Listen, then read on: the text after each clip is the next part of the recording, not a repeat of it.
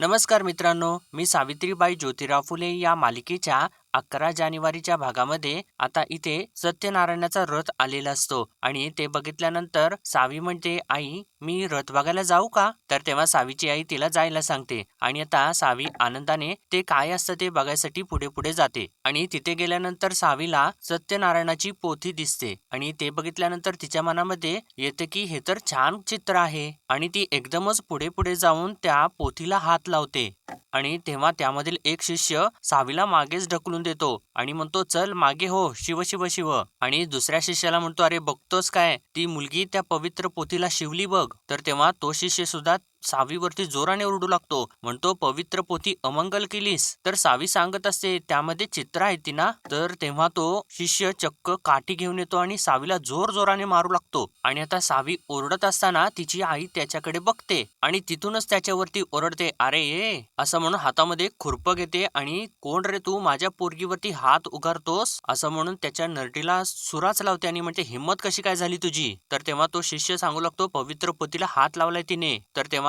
सावीची आई म्हणते, नुसता हात लावलास तर तू माझ्या पोरीवरती हात उगारलास, अरे सोन्याची आहे का तुझी पोती. तर तेव्हा तो शिष्य म्हणतो, तिचा हात लागल्याने पोती विटाळली आमची. तर तेव्हा सावीची आई म्हणते, होय ना, मग कशासाठी गावभर फिरवतेस ते सोंग. तर तेव्हा तो शिष्य म्हणतो, सोंग नाही, सत्यनारायण देव आहे तो. तर तेव्हा सावीची आई म्हणते, देव आहे ना तुझा, मग ठेव कडी कुलपात. असा गावभर फिरताना दिसला म्हणून माझ्या पोरीनं हात लावला म्हणून त्याच्यावरती हात उगारतोस वय, हेच शिकवतो का रे तुझा देव, काय तर म्हणे सुख आणि समाधान देणारा देव. तर तेव्हा तो शिष्य म्हणतो, तुम्ही विटाळ मानता का नाही मानत. तर तेव्हा सावीची आई थोडीशी शांत होते आणि त्या शिष्याच्या गळ्यावरचा विळता खाली घेते. तर तेव्हा तो शिष्य असता म्हणू लागतो, मग आता आमचं काय चुकलं. तर तेव्हा सावीची आई आता सावीला ओरडू लागते, म्हणते, काय गे सावी, काय गरज होती तुला हात लावायची, लांबणं नव्हतं का बघता येत. तर तेव्हा सावी म्हणते, अगं आई, चित्र चांगलं दिसलं म्हणून मी हात लावला. तर तेव्हा सावीची आई तिला एक फटका मारते आणि म्हणते, चित्र चांगलं दिसलं म्हणून, अगं रोजची भांडणं तुझी, रोजची कटकट. आणि त्यानंतर त्या शिष्याची माफी मागते आणि म्हणते, माफ करा, पोरीकडनं चूक झाली,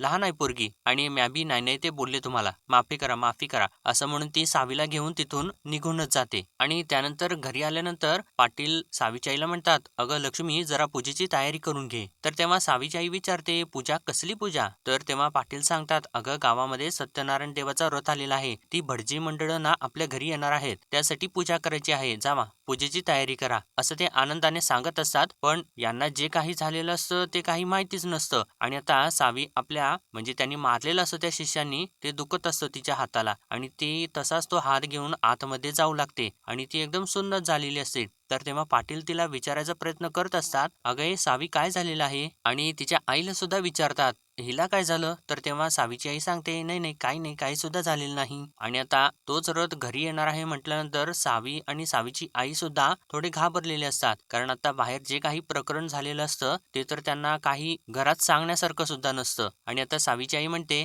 मी ना पूजेची तयारी करून घेते, असं म्हणून ती सुद्धा आतमध्ये जाते. आणि त्यानंतर आता बटूशास्त्री त्या शिष्यांच्या सोबत सत्यनारायण देव घेऊन पाटलांच्या घरी येतात आणि तिथे घोषणा करू लागतात, सत्यनारायण महाराज की जय. आणि आता बटूशास्त्री पाटलांना म्हणतात, अहो पाटील, साक्षात सत्यनारायण देव आलेले आहेत आपल्या घरी. तर तेव्हा पाटील सत्यनारायणाचे दर्शन घेऊ लागतात. तर तेव्हा बटूशास्त्री त्यांना म्हणतात, अहो घ्या घ्या, दर्शन घ्या आणि घरच्यांना सुद्धा बोलवा दर्शनासाठी. आणि आता पाटील सगळ्यांना घरातल्यांना हाक मारू लागतात, सावी, लक्ष्मी, नाही म्हटलं, या सत्यनारायण देव आलेला आहे, घ्या सगळ्यांनी दर्शन घ्या, या या आपण पूजा करून घेऊयात. आणि असं त्यांनी सांगितल्यानंतर आता सावी आणि सावीची आई आणि सर्वजणच घरामधले बाहेर येऊ लागतात. पण आता पुढे काय होतंय कोणास ठाऊक मित्रांनो. आणि इतक्यातच आता सावी समोर आल्यानंतर ते जे शिष्य असतात तर ते सावीकडे आता रागाने थोडंसं बघू लागतात. तर तेव्हा पाटील आता सावीला सुद्धा सांगतात, सावी बाळ, चल पाया पडून घे, नमस्कार करून घे. आणि तिच्या आईला म्हणतात, अहो तुम्ही पूजा करून घ्या की. तर तेव्हा सावीची आई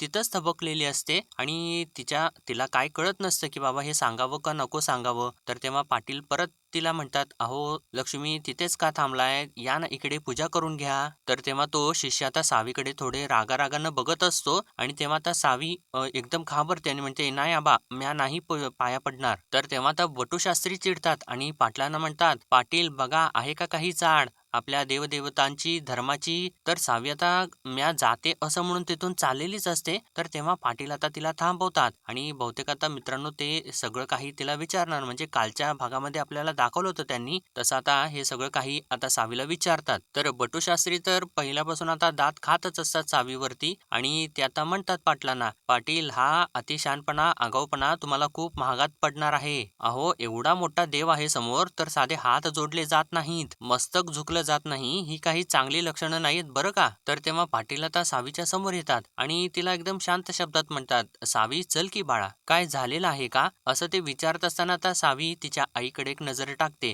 तर तेव्हा तिची आई खुणावते तिला, नाही काही सुद्धा सांगू नकोस. तर आता पाटलांना थोडीशी शंका येऊ लागते आणि ते आता विचारतात काय झालं सांग तरी. तर तेव्हा आता सावी धाडस करते, म्हणजे ती धाडशी असतेच आणि ती बोलते, आबा यांनी मला मारलं आबा, असं ती बोट करून जाता त्यांच्याकडे सांगते. यांनी मला मारलेलं आहे आबा, माझी काही चूक नसताना यांनी मला मारलं, मग मी का त्यांच्या पाया पडू. तर आता पाटलांचा राग अनावर होऊ लागतो आणि पाटील आता सखोल विचारू लागतात, म्हणतात म्हणजे काय मला सविस्तर सांग. तर आता सावी सांगते, यांनी ना मला धक्का दिला आणि शिमडीनं मला मारलं, हे बघा त्याचे वळ उठलेले आहेत, असं म्हणून ती आता तिच्या हातावरचे वळ सुद्धा पाटलांना दाखवते. तर तेव्हा पाटील ते बघतात आणि तिच्या हातावरचे वळ बघितल्यानंतर त्यांचा राग आता जास्तच वाढू लागतो आणि ते सावीला विचारतात, सावी यांनी तुला मारलं. तर तेव्हा सावी म्हणते, होय आबा यांनीच मला मारलं आणि तुम्ही आईला विचारा की. तर तेव्हा सावीची आई तर एकदम शांतच झालेली असते आणि ती खूप घाबरत असते आणि ती आता आपली मान सुद्धा खाली घालते. तर तेव्हा आता पाटील सावीला सोडतात आणि रागारागात त्या शिष्यासमोर जातात आणि ओरडतात, यांनी हात लावला का तुझ्या अंगाला.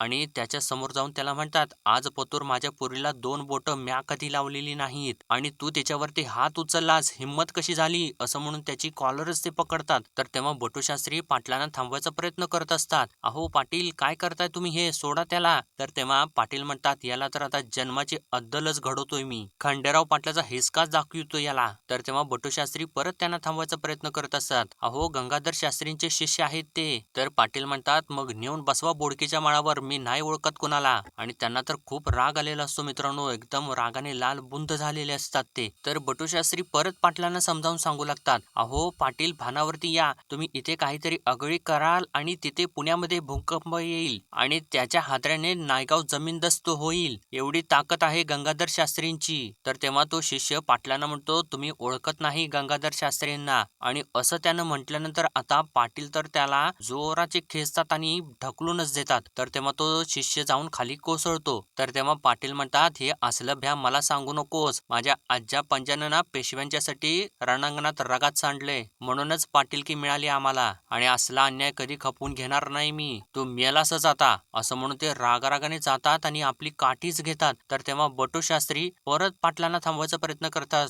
अहो पाटील असं नका करू, पाटील थांबा, अहो पाटील असं नका करू. आणि तरी सुद्धा पाटील काही ऐकत नाहीत आणि काठी घेऊन येतात आणि जोराची त्याच्यावरती उगारतात आणि म्हणतात, तू हात का लावलास पोरीला. तर तेव्हा तो शिष्य एकदमच म्हणतो, कारण त्या पोरीने पोथीला हात लावलेला होता आणि आता मात्र पाटील त्याला मारता मारता मध्येच थांबतात. तर तेव्हा तो शिष्य म्हणतो, तिने पोथीला स्पर्श केलेला आहे त्यामुळे पोथी विटाळलेली आहे. तर तेव्हा बटू शास्त्री आता पाटलांना म्हणू लागतात, बघितलं का पाटील, आपलंच नाणं खोटं, कशासाठी हात लावायचा पोथीला. तर तेव्हा तो शिष्य म्हणू लागतो, पाटील तुम्ही आमचा जीव घ्या हवं तर, पण धर्माची शिस्त आम्ही कोणाला सुद्धा मोडू देणार नाही. तर तेव्हा बटू शास्त्री सुद्धा म्हणतात, हो हेच सत्य आहे आणि ठेवून द्या ती काठी आणि राग गिळून टाका. आणि आता यांना काय माहिती की ती तुमची मुलगी आहे म्हणून, आणि याचा अर्थ असाच आहे की हे जे काही घडलेलं आहे ना ते सगळं काही अनावधानाने घडलेलं आहे. तर आता या सगळ्यांच्या मध्ये अक्का मध्ये पडते आणि म्हणते, होय होय बरं आहे, बरोबर आहे तुमचं, पटलंय आमासने. आणि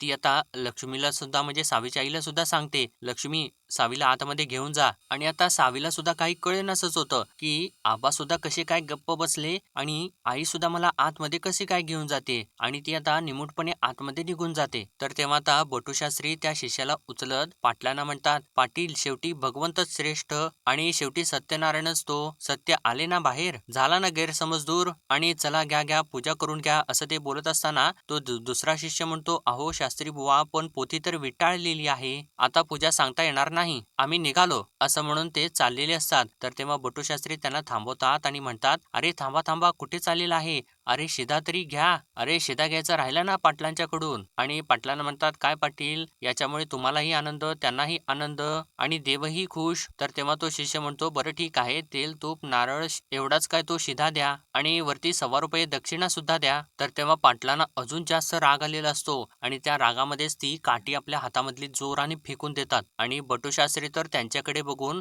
हसतच असतात. तर इकडे आता आतमध्ये सावीची आई शिदा तयार करत असते. तर तेव्हा सावी तिला विचारते, अगं आई, म्या हात लावला पोतीला तर विटाळ होतो, मग आपण आपल्या हाताने दिलेला हा शिदा कसा चालतो ग त्यांना, या वेळेला विटाळ कुठे जातो? आणि आता असा ती प्रश्न करते, पण त्या प्रश्नाचं उत्तर सावीच्या आईकडे सुद्धा नसतं मित्रांनो. आणि त्यानंतर आता ते सर्व काही निघून जातात आणि आता रात्रीचा सीन त्यांनी दाखवलेला आहे. इथे आता पाटील सावीला घेऊन मांडीवरती बसलेले असतात आणि तिला जी हाताला जखम झालेली असते त्याच्यावरती ते लेप लावत असतात. तर तेव्हा सावीची आई तिथं येते आणि पाटलांना म्हणते, अहो झालं का नाही, किती कराल हो पोरीचं? तर तेव्हा पाटील म्हणतात, केळीच्या पानागत नाजूक पोर आहे माझं, ते सोचतंय वे तिला हे. तर तेव्हा सावीची आई म्हणते, तुम्हाला तर कुठं सोचतंय, काठी काढलीतच की तुम्ही लगेच. तर तेव्हा पाटील म्हणतात, तुला सांगतो लक्ष्मी, ती बामनं वाचली आज, नाहीतर एकाचा तरी मुर्दा पाडलाच असता मी. माझ्या पोरीला 2 शब्द कोणी बोलायचे नाहीत आणि 2 बोटं कोणी लावायची नाहीत आणि तुम्ही बी आल्या आल्या सांगाल का नाही मला? तर तेव्हा सावीची आई म्हणते, अहो म्या म्हटलं कशाला उगीच भांडणाला कार?